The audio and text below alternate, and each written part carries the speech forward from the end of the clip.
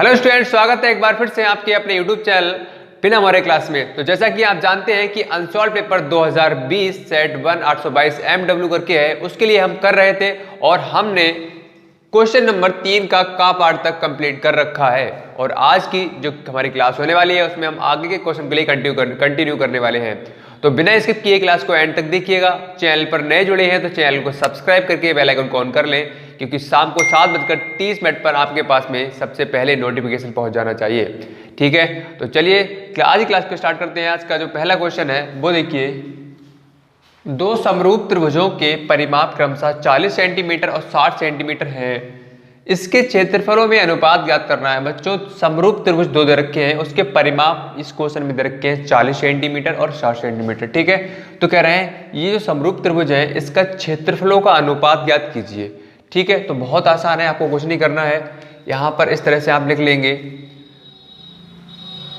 पहले त्रिभुज का क्षेत्रफल, क्योंकि क्या है दो त्रिभुज दे रखे हैं। पहले त्रिभुज का क्षेत्रफल अपॉन दूसरे त्रिभुज का क्षेत्रफल, दूसरे त्रिभुज का क्षेत्रफल। ठीक है, ये किसके बराबर होता है?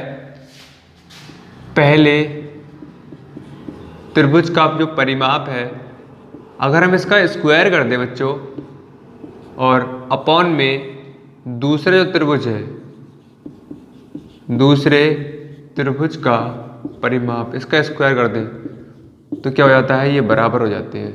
ठीक है, अब देखो पहले त्रिभुज का क्षेत्रफल और दूसरे त्रिभुज का क्षेत्रफल ये क्या है, रेशियो में है। ठीक है, तो यहां से जो पहला त्रिभुज का परिमाप है बच्चों क्या है, 40 सेंटीमीटर और 60 सेंटीमीटर दे रखा है दूसरे का।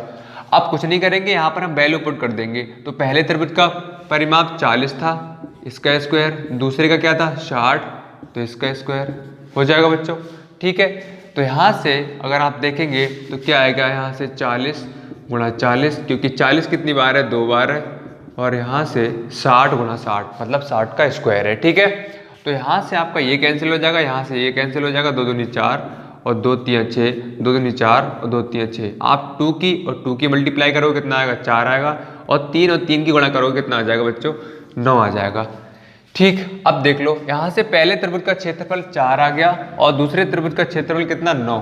ठीक, तो यहां से पहले त्रिभुज का क्षेत्रफल का अनुपात, जो दूसरे त्रिभुज क्षेत्रफल है उसका अनुपात देखो कितना आ गया, का क्षेत्रफल का अनुपात कितना है, पहले त्रिभुज का क्षेत्रफल का अनुपात 4 आ रहा है ऊपर से और दूसरे का 9।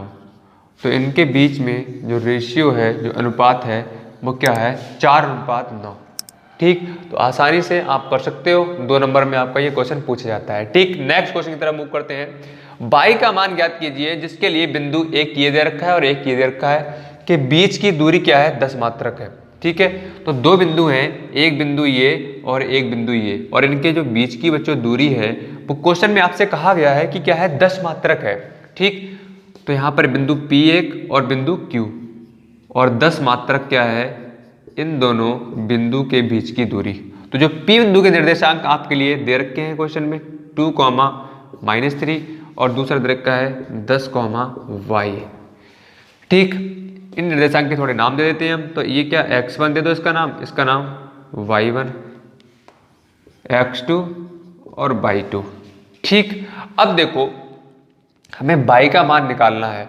तो बाई का मान निकालना है तो यहां पर जब भी आपके लिए बीच की दूरी दे रखी हो तो हमें कुछ नहीं करना, बीच की दूरी का जो फार्मूला है वो लगा दो, d बराबर, यहां से अगर हम d बराबर लगाएंगे,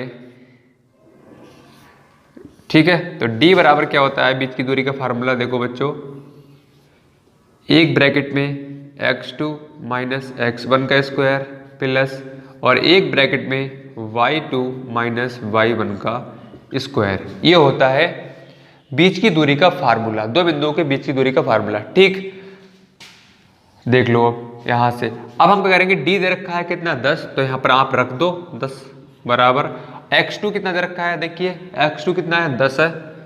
ठीक, माइनस x1 कितना है, यहां पर देखिए 2 है, तो इसका स्क्वायर प्लस y2 देखिए कितना है, यहां से y है, माइनस y1 कितना है, देखिए y1 3 है। अब देखो यहां से माइनस का ये है, पहले से ही माइनस का है y1, ठीक है। और y1 की जो वैल्यू दे रखी है बच्चों वो कितनी है, माइनस का, तो माइनस और माइनस क्या हो जाएगा, यहाँ से प्लस हो जाएगा। ठीक भाई, क्लियर हो गया। अब इसके ऊपर अंडर रूट में है ये, ठीक। अब देखो इसे सॉल्व कर लेंगे। एक काम करते हैं, हमें y की वैल्यू निकालनी है, y का मान निकालना है, तो हमें क्या करना पड़ेगा, सबसे पहले दोनों तरफ वर्क कर लो, हमें इसे हटाना पड़ेगा अंडर रूट के लिए। तो दोनों तरफ वर्क करने पर तभी क्या होगा, अंडर रूट हटेगा। अंडर रूट हटाने के लिए हमें क्या करना पड़ेगा, वर्क करना पड़ेगा, दोनों तरफ वर्ग करने पर। तो देखिए यहाँ से वर्क करोगे तो 10 का क्या हो जाएगा बच्चों, स्क्वायर हो जाएगा बराबर, और यहाँ से 10 माइनस 2 का स्क्वायर प्लस y प्लस 3 का स्क्वायर, और क्या है ये अंडर रूट में और स्क्वायर हमने कर लिया। अब देखो जो अंडर रूट है इससे ये कैंसिल हो जाएगा, अंडर रूट से अंडर रूट, ठीक है। तो यहाँ से क्या आ जाएगा, 10 ढाई क्या हो जाएगा 100 बराबर 10 से आप 2 के लिए माइनस करोगे तो 8, और 8 के बाहर क्या है स्क्वायर, तो 8 का स्क्वायर प्लस, और यहाँ से y प्लस 3 का स्क्वायर। एक मिनट चेक कर लूँ आपको दिख रहा है या नहीं, नीचे बिल्कुल सही है, अभी दिख रहा है, ठीक। अब आप इधर आ जाओ इस साइड, ठीक, इधर कर लेते हैं हम।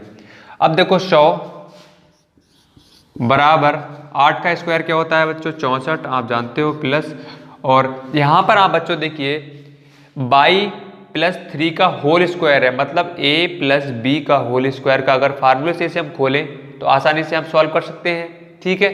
तो यहाँ पर देखो y प्लस 3 का जो होल स्क्वायर है इसके लिए हम खोलेंगे a प्लस बी के होल स्क्वायर के फार्मूले से।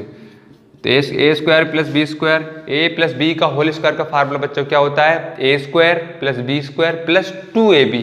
तो यहाँ पर a y है और b क्या है 3 है, तो यहाँ से 64 प्लस y का स्क्वायर हो जाएगा, और 3 3 9 हो जाएगा, प्लस 2 a कितना है y और b कितना है 3, ठीक। अब यहाँ से 100 बराबर 64 और 9 के लिए ऐड करो कितना हो जाएगा 73 प्लस y स्क्वायर प्लस 3 दूनी 6 y, ठीक। अब यहाँ पर इसके लिए इधर ले आओ तो कितना हो जाएगा 100 माइनस 73 बराबर y स्क्वायर प्लस 6y। इससे आप माइनस करोगे तो 27 आ जाएगा बच्चों, तो यहाँ से y स्क्वायर प्लस 6y आ जाएगा। अभी तक बच्चों हमारे लिए y की वैल्यू नहीं मिली है, ठीक। तो चलिए अब और कर लेते हैं आगे सॉल्व, इधर आ जाओ। तो यहाँ से क्या करना पड़ेगा हमें, इसके लिए आप यहीं पे रखो, इसके लिए तो क्या करेंगे यहाँ पर 0 हो जाएगा, और इसके लिए उठा के इधर लेकर आएंगे हम, तो क्या हो जाएगा y square plus 6y minus 27, ठीक है। यहाँ पर आ जाओ, तो यहाँ से क्या हो जाएगा y square plus 6y minus 27 बराबर 0, ठीक है। अब बच्चों यहाँ पर आप देख रहे हैं ये इसके लिए हम यह 27 है, इसके लिए हम इस तरह से तोड़ेंगे, इस तरह से 2 नंबर्स में ब्रेक करेंगे कि जिसकी मल्टीप्लाई तो 27 आनी चाहिए, जिसकी गुणा कितनी आनी चाहिए 27 आनी चाहिए, और उनकी जो आपका घटाया है वो कितना आना चाहिए 6 आना चाहिए। तो वो ऐसे नंबर कौन से हैं 27, 9 और 3, 9 और 3 की आप गुणा करोगे तो कितना आएगा 27, और 9 से आप 3 के लिए माइनस करोगे तो कितना आएगा 6। तो ऐसे नंबर हमें ढूंढने पड़ते हैं। तो यहाँ से y square plus 9 minus 3y minus 27 बराबर 0। यहाँ से y स्क्वायर प्लस 9 की करोगे y से मल्टीप्लाई तो 9y हो जाएगा, माइनस का चिन्ह लगाओगे, 3 की करोगे 22 से क्या हो जाएगा 3y हो जाएगा माइनस 27 बराबर 0, ठीक है। तो इस वाले पार्ट से आपके लिए y कॉमन दिख रहा है, तो y कॉमन ले लो यहाँ से, तो एक y बचेगा यहाँ पर, प्लस यहाँ से y हमने बाहर निकाल लिया तो यहाँ पर सिर्फ 9 रह जाएगा। यहाँ से हम माइनस के 3 कॉमन लेंगे तो यहाँ से y बचेगा, और यहाँ पर प्लस का 9 बचेगा, ठीक है, बराबर में 0 है इधर, ठीक बच्चों। तो यहाँ पर देखो एक बार हमारा जो फैक्टर बन गया y प्लस 9, और दूसरा जो फैक्टर बन गया y माइनस 3 बराबर 0। तो एक बार हम y प्लस 9 बराबर 0 कर लेंगे, और एक बार y माइनस 3 बराबर 0 कर लेंगे। तो y बराबर क्या हो जाएगा माइनस के 9, और y बराबर क्या हो जाएगा प्लस के 3। तो आपके सामने बच्चों y के 2 मान निकल कर आ जाएंगे, ठीक है, दो मान निकल कर आ जाएंगे, एक ये y बराबर -9 और 3, तो यही क्या हो जाएंगे, मान हो जाएंगे इसके y के। क्लियर हो गया भाई। अच्छा क्वेश्चन है, इंपॉर्टेंट क्वेश्चन है, इस तरह का क्वेश्चन पूछा जाता है। ठीक है, अब बढ़ते हैं नेक्स्ट क्वेश्चन की तरफ। x और y में एक संबंध ज्ञात कीजिए। बिंदु x, y 1,2 और 7,0 संरेखीय है। मतलब इस क्वेश्चन में आपके सामने तीन बिंदु दे रखे हैं, x, y 1,2 और 7,0 और कह रहे हैं क्या एक संरेखीय, संरेखीय मतलब हुआ एक समान रेखा में है। ठीक है, तो तीन बिंदुओं का जो फार्मूला होता है उसे सबसे पहले यहां पर लिख लेते हैं। त्रिभुज का जो क्षेत्रफल, त्रिभुज का क्षेत्रफल बराबर 1/2 x1 y2 minus y3 plus x2 y3 minus y1 plus x3 y1 minus y2। ये क्या होता है, तीन बिंदु जो दे रखे हो तब हम त्रिभुज का क्षेत्रफल इससे निकालते हैं। ठीक है, अब यहाँ पर तीन बिंदु कौन कौन से हैं, एक बिंदु आपके सामने x, y दे रखा है, दूसरा बिंदु क्या दे रखा है 1,2 दे रखा है और तीसरा बिंदु क्या दे रखा है 7,0 दे रखा है। ठीक है, अब इसके हम नाम रख देते हैं। तो क्या x1 y1 x2 y2 और x3 y3। अब देखो कुछ नहीं करना, x1 y1 x2 y2 x3 y3 के वैल्यू हम इसमें पुट कर देंगे। ठीक, अब यहाँ पर एक बात और ध्यान से समझिए बच्चों, जो त्रिभुज का यहाँ पर जो क्षेत्रफल होगा वो यहाँ पर क्या आएगा, समझने वाली बात यहाँ पर ये है। अब ये देखिए कह रहे हैं बिंदु जो है वो संरेखीय है, संरेखीय का मतलब हुआ एक समान रेखा में है। जब एक समान रेखा में होंगे तो त्रिभुज का क्षेत्रफल कितना होगा बच्चों, 0 होगा। ठीक है, ये बात ध्यान रखना, जब संरेखीय होते हैं तो त्रिभुज का जो क्षेत्रफल होता है वो क्या होगा, 0 होगा। तो यहाँ पर 0 हो जाएगा, बराबर 1/2 x1 कितना है, यहाँ से x1 x है और y2 कितना है देखिए 2 है, माइनस y3 कितना है देखिए 0 है, प्लस x2 कितना है 1 है, y3 कितना है 0 है, माइनस y1 देखिए कितना है y है, प्लस x3 कितना है x3 7 और y1 देखिए कितना है y1 y माइनस और y2 कितना है 2। ठीक है, अब देखो यहां से इसकी करोगे इससे मल्टीप्लाई तो ये तो 0 हो जाएगा भाई।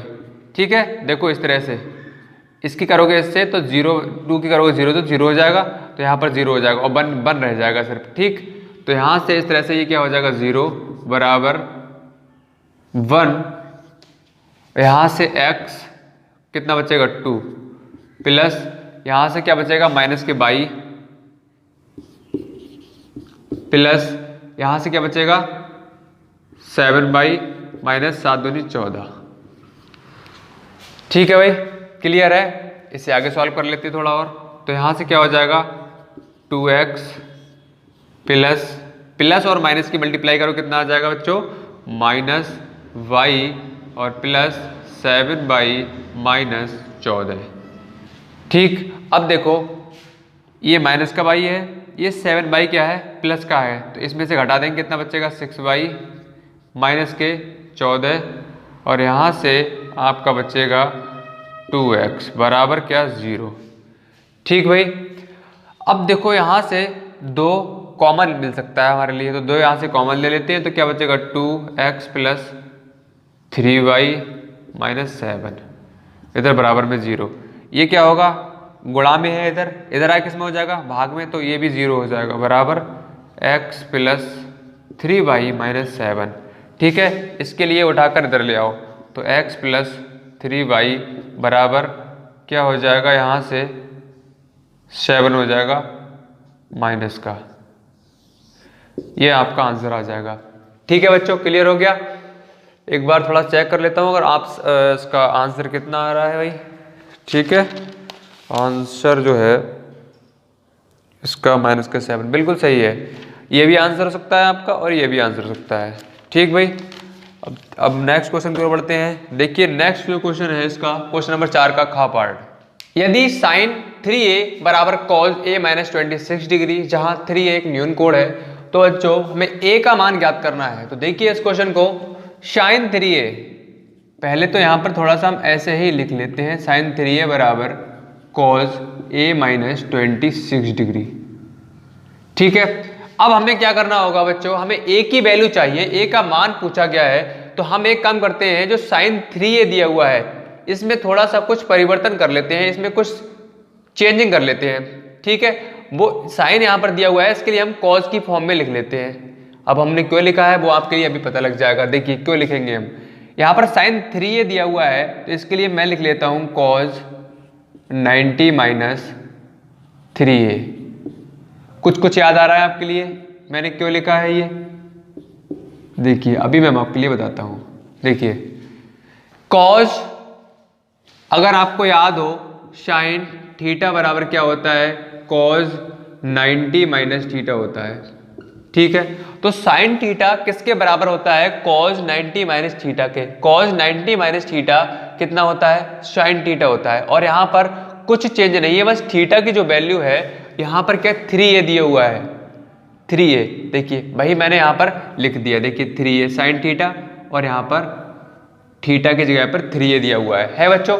बाकी क्या सेम है, ये क्या होता है, साइन थीटा बराबर कॉस 90 माइनस थीटा, आपस में क्या होते हैं, बराबर होते हैं। तो मैंने कुछ नहीं किया, यहाँ से साइन थीटा, जो साइन थीटा था यहाँ पर, उसकी जगह पर मैंने इसे लिख दिया। किसके लिए, इसकी जगह पर मैंने इसे लिख दिया, बस थीटा का इसमें मान जो दिया हुआ था उसे मैंने पुट कर दिया।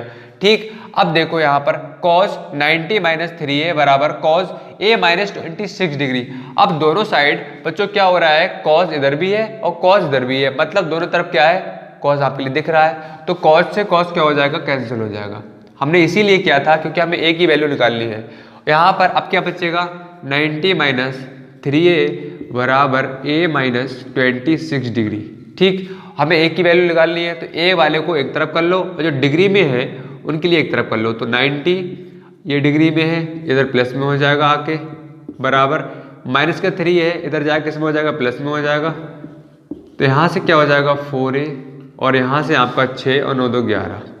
ठीक है, तो a की जो वैल्यू आप निकालोगे तो 4a बराबर कितना हो जाएगा 116, और a बराबर 116/4, 4 दूनी 8 और 4 नेम 36। तो यहाँ से a बराबर क्या आ जाएगा 29 डिग्री, मतलब 29 डिग्री आपका आंसर आ जाएगा। इसका a की जो वैल्यू थी 29 डिग्री निकल कर आ गई। ठीक है, अब नेक्स्ट क्वेश्चन देखिए, यदि एक गोले के वक्र पृष्ठ की माप ये दे रखी है तो गोले का आयतन ज्ञात कीजिए। ठीक है, बहुत आसान है, गोले का वक्र पृष्ठ का जो फार्मूला है उसे लगा दो। गोले का वक्र पृष्ठ बराबर क्या होता है, 4 पाई आर स्क्वायर होता है। ठीक है, और गोले का वक्र पृष्ठ दे रखा है कितना, 36 पाई।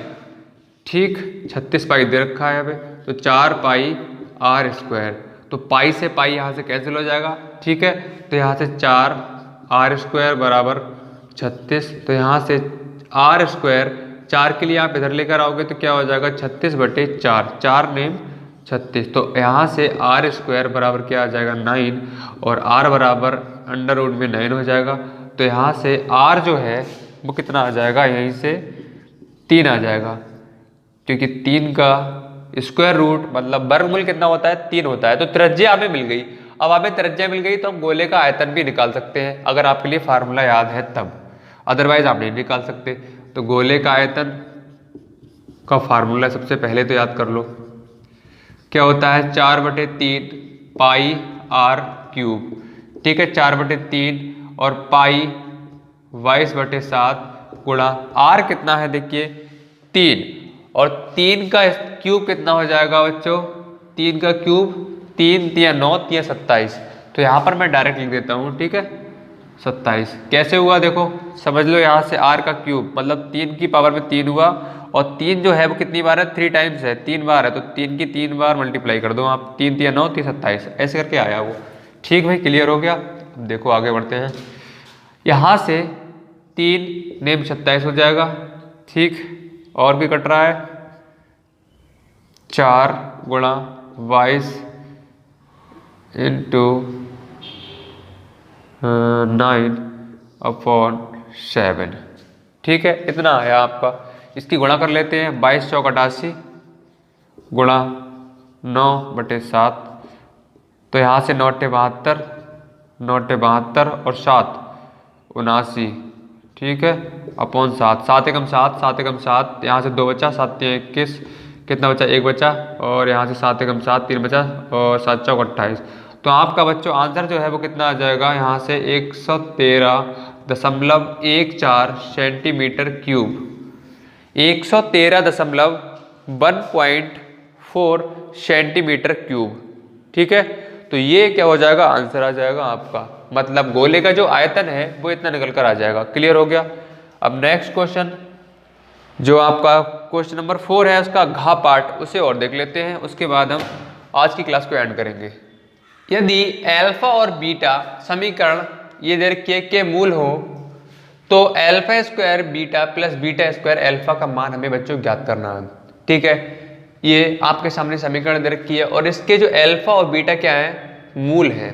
तो यहाँ पर सबसे पहले जो क्वेश्चन है इसमें यहाँ पर जो घात दे रखी है बच्चों, ये द्विघात समीकरण है। ठीक, बाकी सही है क्वेश्चन में।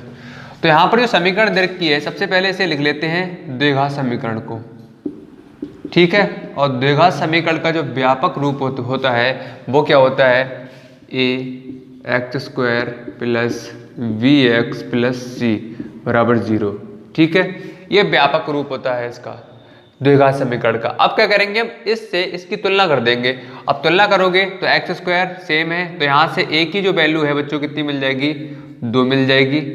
ठीक है, और देखिए x सेम है तो x का गुणांक 3 है, तो यहाँ से b की जो वैल्यू है वो कितनी मिल जाएगी, यहाँ से 3 मिल जाएगी, और c की जो वैल्यू है वो कितनी मिल जाएगी, 5 मिल जाएगी। यानी हमने क्या किया, जो यहाँ पर द्विघात समीकरण का व्यापक रूप होता है, उससे हमने जो समीकरण दे रखी थी द्विघात समीकरण क्वेश्चन में, उसकी हमने तुलना कर दी और वहां से a, b और c के हमने मान निकाल लिए। अब हमने मान क्यों निकाले हैं वो देखिए आगे आपके लिए पता लगने वाला है। अब देखो यहाँ से ये जो मूल दे रखे हैं, कह रहे हैं अल्फा और बीटा क्या है, इस समीकरण के मूल हैं। ठीक है, द्विघात समीकरण के। तो यहाँ पर अल्फा प्लस बीटा, अगर हम अल्फा और प्लस बीटा तो द्विघात समीकरण के मूल है, इसके लिए अगर ऐड कर दें तो क्या होता है, माइनस के b अपॉन a होता है। ठीक है, तो यहाँ से माइनस का b, और b की वैल्यू कितनी दे रखी है, 3, तो यहाँ से क्या हो जाएगा, माइनस के 3 अपॉन a कितना है, 2। तो यहाँ से अल्फा प्लस बीटा अगर हम दोनों मूलों को जोड़ते हैं तो बच्चों क्या आता है, माइनस के b अपॉन a, तो मतलब इनको जोड़ेंगे तो माइनस के 3/2 आ जाएगा। इसी तरह से अगर हम दोनों मूलों की मल्टीप्लाई कर दें, गुणा कर दें, तो क्या आता है, c अपॉन a होता है। तो c कितना है, यहाँ से 5 और a कितना है, 2। तो यहाँ से अल्फा इंटू बीटा जो है वो ये मिल जाएगा आपके लिए। ठीक है, अब देखो अल्फा प्लस बीटा और अल्फा इंटू बीटा हमने यहाँ से निकाल लिए। अब क्वेश्चन में आपसे इसका मान पूछा गया है, किसका, alpha square beta plus beta square alpha. अब देखो यहाँ से हम अल्फा बीटा और अल्फा बीटा कॉमन ले लें। देखो यहाँ से एक अल्फा आ जाएगा, यहाँ से एक बीटा, तो यहाँ पर क्या बचेगा, अल्फा एक हमने बाहर निकाल लिया यहाँ पर। ठीक है बच्चों, तो यहाँ पर एक आपका अल्फा बचेगा और बीटा हमने यहाँ पर निकाल लिया, तो यहाँ पर बीटा नहीं बचेगा। और बीटा स्क्वायर, एक बीटा बाहर निकाल लिया तो एक बीटा बचेगा। ठीक है, और अल्फा हमने एक अल्फा था और एक हमने बाहर निकाल लिया, तो यहाँ पर कुछ नहीं बचेगा अल्फा। ठीक, अब देखो अल्फा इंटू बीटा और अल्फा प्लस बीटा ये निकल कर आया। अल्फा इंटू बीटा अभी हमने निकाला था, किधर गया, ये 5/2 गुणा अल्फा प्लस बीटा जो कि अभी हमने निकाला है माइनस के 3/2। ठीक है भाई, माइनस के 3/2। लेकिन भाई माइनस का जो यहाँ पर जो वैल्यू है b की वो माइनस में है, तो यहाँ पर प्लस में हो जाएगी, ये ध्यान रखना। और कोई मिस्टेक है भाई, बिल्कुल सही है, यहाँ पर प्लस में हो जाएगी। तो यहाँ से क्या हो जाएगा, 5 × 15/4। ठीक है, तो ये इसका आंसर आ जाएगा। इसकी जो मान है वो ये निकल कर आ जाएगा। चेक कर लेते हैं आंसर आ रहा है नहीं आ रहा है अभी। तो आपका क्वेश्चन नंबर जो था 4 का घ पार्ट बिल्कुल सही है भाई, 15/4 आपका ऑप्शन आ रहा है। देखिए 15/4। ठीक है भाई, क्लियर हो गया। तो आज की क्लास में हम इतने ही क्वेश्चन करने वाले हैं। 4 का घात तक आज हमने कंप्लीट कर लिया है और बाकी आगे क्वेश्चन नेक्स्ट क्लास में कंटिन्यू करने वाले हैं और आपकी साइंस की क्लास जो है वो जल्द ही स्टार्ट होने वाली है, तो आप टेंशन लेने वाले बिल्कुल भी नहीं है। ठीक है, पढ़ते रहिए अच्छे से हमारे साथ में। और अगर आपको आज की क्लास पसंद आई हो तो क्लास को लाइक करो, शेयर करो और सब्सक्राइब अभी नहीं किया है तो सब्सक्राइब कर सकते हो अगर आपका मन है तब। अगर आपको अच्छा लग रहा है हमसे पढ़ते हुए, लग रहा है कि यहाँ से कुछ आपके लिए सीखने को अच्छा मिल सकता है, यहाँ से पढ़ने के बाद में आपके अच्छे नंबर आ सकते हैं, कुछ समझ में आ रहा है तभी सब्सक्राइब कर लो, अदरवाइज आपका मन है। ठीक है, तो चलिए आज की क्लास में इतना ही, मिलते हैं नई क्लास के साथ में नेक्स्ट डे। तब तक के लिए bye bye and take care.